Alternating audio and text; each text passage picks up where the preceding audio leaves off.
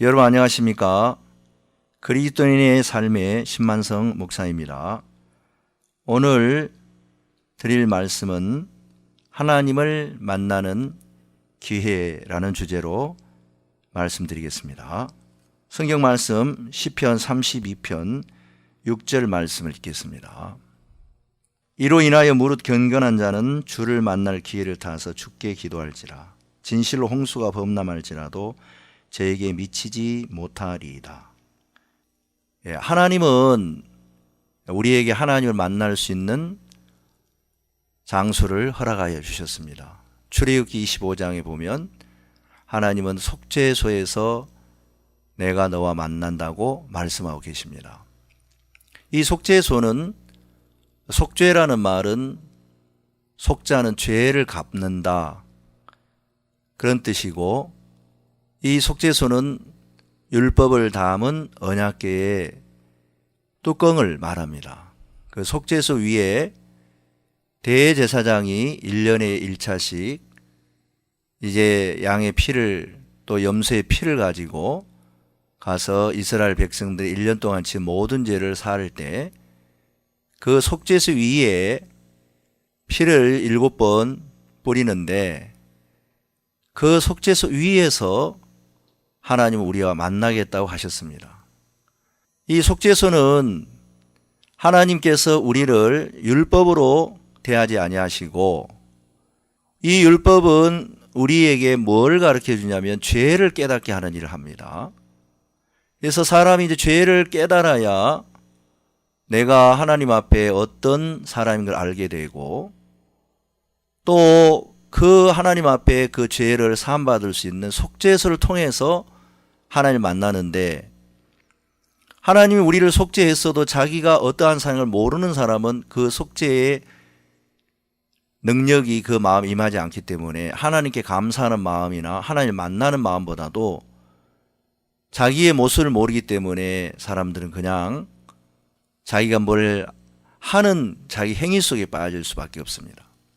근데 하나님은 우리에게 우리가 어떤 인간인가를 성경을 통하여 가르쳐 주셨고, 하나님 우리가 죄를 깨달을 때에 주님을 만날 수 있다고 이 성경에서 이야기하고 있습니다.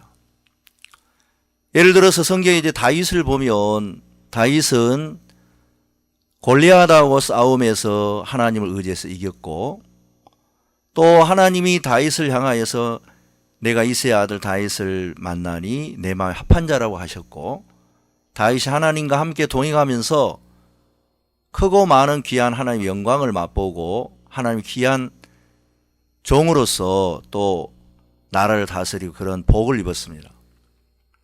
그런데 어느 날 다윗이 왕궁에 거닐다가 담 밑에 목욕을 하는 한 여인을 취해서 그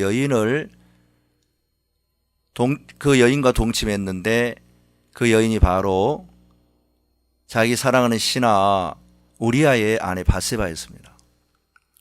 그런데 그 여인과 동침한 후에 그 여인이 잉태하는 것을 알고 그 죄를 가리우기 위해서 다윗은 군대에 가 있는 우리아를 불러들여서 이제 우리아가 낳은 자식인 것좀 꾸미려고 했습니다. 그러나 우리아는 전쟁 중에 있는 다른 장군들과 군사들 생각해서 술을 마시고 집에 들어가 쉬라고 해도 쉬지 않고, 결국 다윗은 요압을 시켜서 전쟁에 나가 우리아를 죽게 하는 것을 볼 수 있습니다. 그 후에 다윗은 하나님과 관계가 멀어지면서 자기 속에 고립되어 있습니다. 아마 사탄이 다윗을 정죄하도록 속였을 것입니다. 나 같은 사람이 무슨 왕이야. 나는 신하의 아내를 범하고 그 죄를 가리게 내 신하를 죽였어.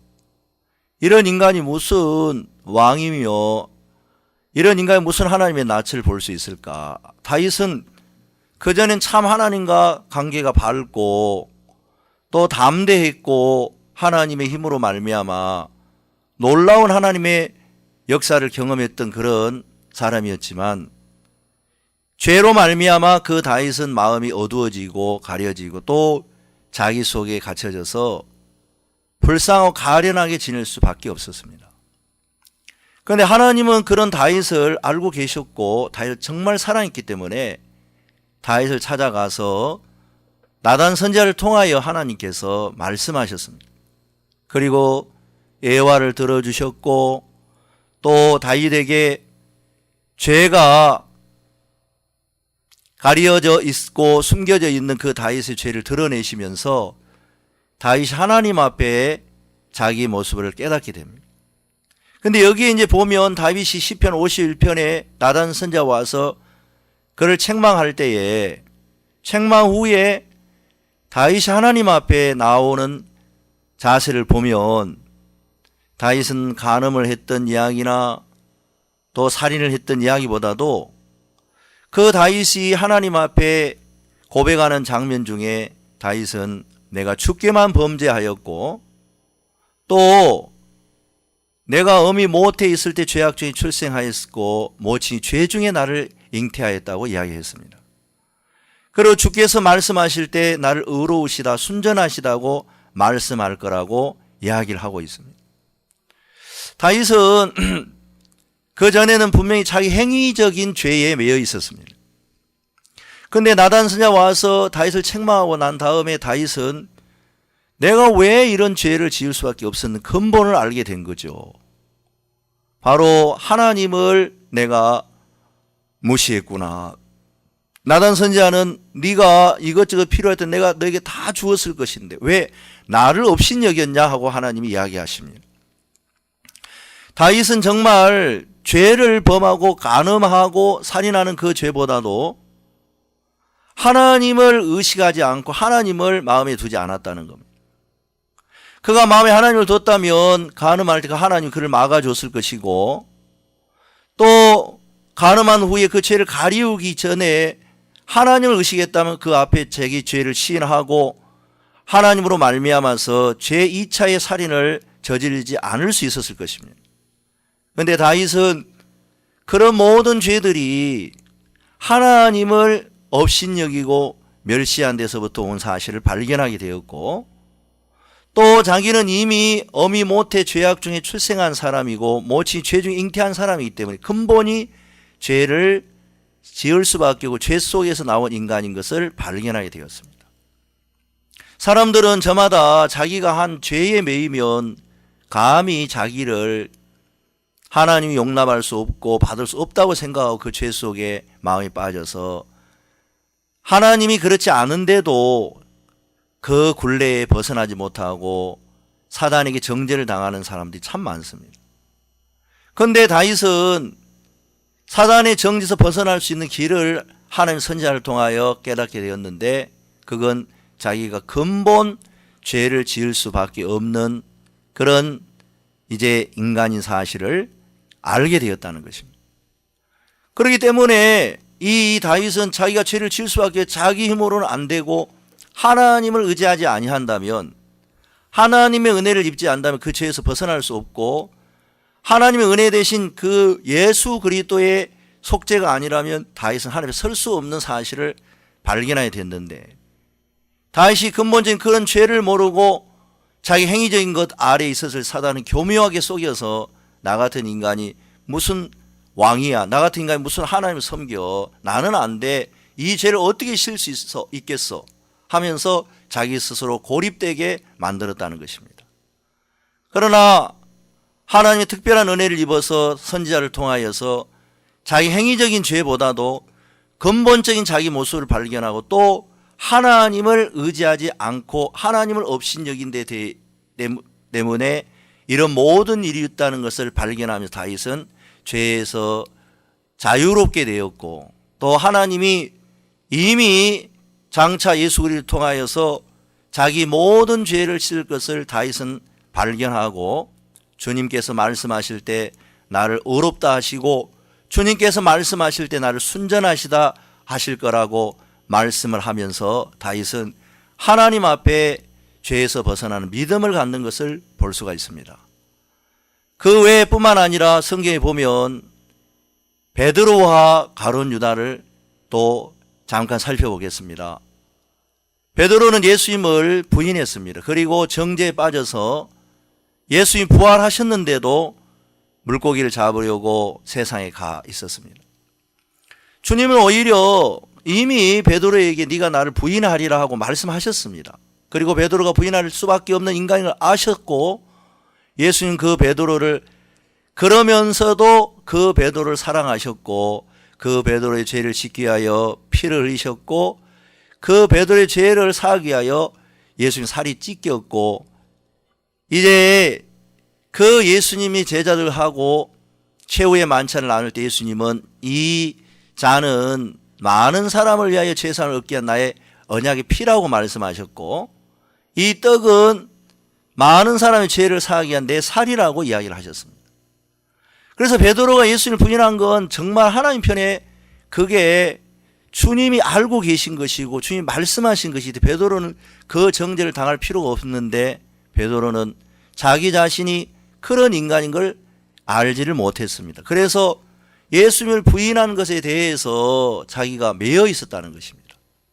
그러나 주님은 이미 베드로에게 네가 부인한 게 문제가 아니라 너는 부인할 수밖에 없는 인간인 것을 하나님은 예수님을 통하여 말씀하셨다는 것입니다.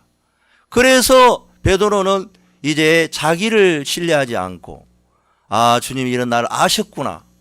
이런 형편은 나를 아시고도 이미 예수님은 나를 택해 주셨고 내 죄를 씻어 주셔서 이제 베드로는 그 마음에 자기를 신뢰하는 마음이 생기는 게 아니라 자기를 무너뜨리고 예수님의 은혜만을 세우는 믿음의 사람이 된 것입니다.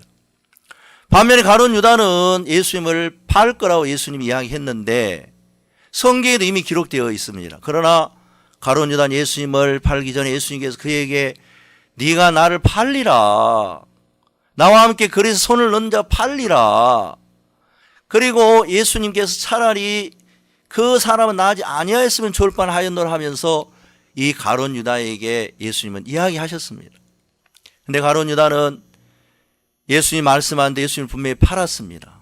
근데 그는 자기가 판 거는 뉘우치고 잘못했다고 했지만 결국 나중에 자살을 하고 만 것입니다. 왜냐하면 자기가 판 것만 인정했지 자기가 예수님을 팔 수밖에 없는 근본 악한 인간이고 또 하나님 이미 성경에 기록된 그런 정해진 자라는 사실을 그가 알았더라면 나는 정말 안 되는 인간이구나. 또 예수님은 누가 됐든지 간에 예수님 십자가 못 박히기 전에 예수님을 팔아야 되기 때문에 그 사람이 누가 됐든지 정해져 있는데 가룟 유다가 정해졌기 때문에 예수님은 가룟 유다 참 불쌍했습니다. 그리고 가룟 유다의 죄 역시 예수님은 베드로의 죄를 사한 것처럼 이제 최후의 만찬 때 잔을 주시고 떡을 떼시면서 이 잔과 이 떡은 많은 사람의 죄를 사하기 위하여 흘린 내 언약의 피고 살이라고 말씀하셨기 때문에 가룟 유다의 죄도 다 사하신 것입니다. 그런데 가룟 유다는 자기가 지은 죄만 깨달았지 자기가 근본 예수님이 말씀한 대로 예수님을 부인할 수밖에 없고 예수님을 팔 수밖에 없고 그런 악한 근본을 알지 못하기 때문에 그는 예수님의 말씀보다도 자기를 믿었다는 것입니다. 베드로는 자기가 잘못한 것도 문제지만 그럴 수밖에 없는 자기 자신을 발견했고 문제는 가룟 유다는 자기가 잘못한 건 인정했지만 근본 그럴 수 있는 자기 인간의 근본을 가룟 유다는 발견하지를 못했습니다. 베드로와 가룟 유다의 차이는 그 차이인 것입니다. 그래서 우리도 신앙생활을 하면서 죄를 깨닫는다는 것입니다. 이미 예수님 십자가에서 우리 죄를 다 사했기 때문에 이제 죄를 사하는 것이 아니라 우리는 이미 죄를 사해 놓으신 그 예수님을 믿기 위해 우리가 사는 동안 얼마나 하나님 앞에 잘못된 인간인지 우리가 그런 죄를 깨닫고 죄를 발견하면 할수록 예수님의 은혜가 우리의 마음에 커지고 예수님의 사랑 우리의 마음에 커지고 복음이 우리 마음에 커지고 주님의 마음과 우리의 마음이 하나가 되고 우리가 주님을 날마다 은혜 속에 만날 수 있다는 것입니다. 이상으로 예수 그리스도를 만날 수 있는 주를 만날 수 있는 기회에 대한 말씀을 마치겠습니다. 다음 시간에 뵙겠습니다. 감사합니다.